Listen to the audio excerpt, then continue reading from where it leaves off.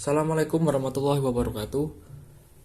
Kami dari kelompok 3 izin menjelaskan dan mempresentasikan hasil diskusi kami yang berjudul oksigen dan antioksidan. Video ini merupakan tugas untuk melengkapi mata kuliah fisiologi dari Ibu Mega Widyaputi MOR IFO Fit. Untuk penjelasannya silakan disimak.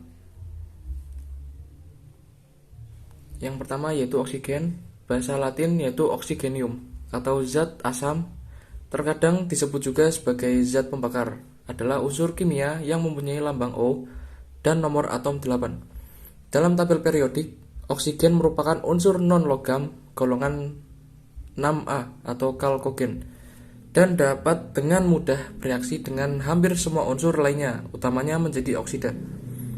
Pada temperatur dan tekanan standar, dua atom oksigen berikatan menjadi O atau dioksigen.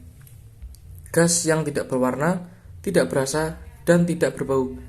Oksigen merupakan unsur paling melimpah ketiga di alam semesta berdasarkan massa, setelah hidrogen dan helium, dan unsur paling melimpah di gerak bumi. Berdasarkan volume, 20,9% atmosfer bumi adalah oksigen. Oksigen secara industri dihasilkan dengan destilasi bertingkat udara cair dengan menggunakan zeolit untuk memisahkan karbon dioksida dan nitrogen dari udara, ataupun elektrolisis air dan lain-lain. Oksigen digunakan dalam produksi baja, plastik, dan tekstil.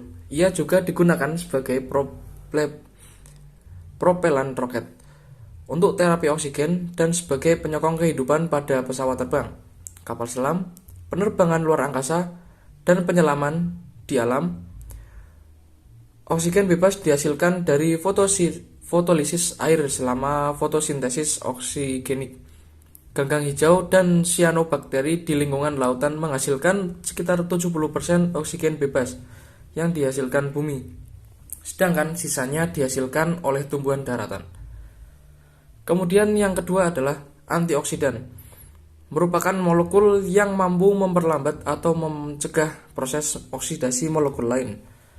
Oksidasi adalah reaksi kimia yang dapat menghasilkan radikal bebas, sehingga memicu reaksi berantai yang dapat merusak sel. Antioksidan seperti tiol atau asam askorbat atau vitamin C mengakhiri reaksi berantai ini. Untuk menjaga keseimbangan tingkat oksidasi, tumbuhan dan hewan memiliki suatu sistem yang kompleks dari tumpang suh antioksidan, seperti glutathione dan enzim, misalnya katalase dan superoksida dismutase, yang diproduksi secara internal atau dapat diperoleh dari asupan vitamin C, vitamin A, dan vitamin E.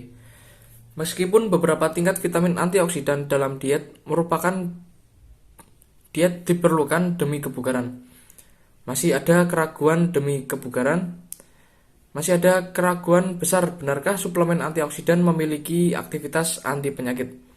Dan jika mereka benar-benar menguntungkan, antioksidan apa yang perlu diperlukan dan berapa jumlahnya? Memang, beberapa penulis berpendapat bahwa hipotesis yang mengatakan antioksidan dapat mencegah penyakit kronis kini telah dibantah dan bahwa ide tersebut sesat di awal. Sebaliknya, polifenol diet dalam konsentrasi kecil mungkin tidak memiliki peran antioksidan yang dapat mempengaruhi isyarat antar sel, sensitivitas reseptor, aktivitas enzim, inflamasi, atau regulasi gen. Berdasarkan asalnya, antioksidan terdiri atas antioksigen yang berasal dari dalam tubuh atau endogen dan dari luar tubuh atau eksogen.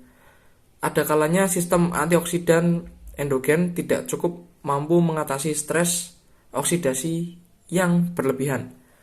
Stres oksidatif merupakan keadaan mekanisme antioksidan tidak cukup untuk memecah spesies oksigen reaktif. Oleh karena itu, diperlukan antioksidan dari luar atau eksogen untuk mengatasinya. Jadi, kesimpulannya adalah oksigen, yang pertama oksigen sangat melimpah penjuru bumi yang dapat dimanfaatkan semaksimal mungkin oleh manusia. Seperti untuk tekstil, untuk pendukung medis seperti oksigen, alat bantu bernafas dan lain-lain. Dalam industri pabrik juga tadi sudah disebutkan seperti untuk penyokong kehidupan pada pesawat terbang, kapal selam, luar angkasa dan sebagainya. Untuk antioksidan ini sangat diperlukan oleh tubuh karena akan sangat berpengaruh ketika tubuh kita membutuhkan zat pendukung seperti vitamin C dan enzim vitamin A dan E. Ini akan sangat berpengaruh pada tubuh, yaitu untuk ketahanan tubuh, kebugaran dan lain-lain. Mungkin cukup sekian presentasi atau penjelasan dari kelompok 3. Apabila ada kesalahan dalam penuturan kata atau tayangan kami mohon maaf yang sebesar-besarnya. Sekian, wassalamualaikum warahmatullahi wabarakatuh.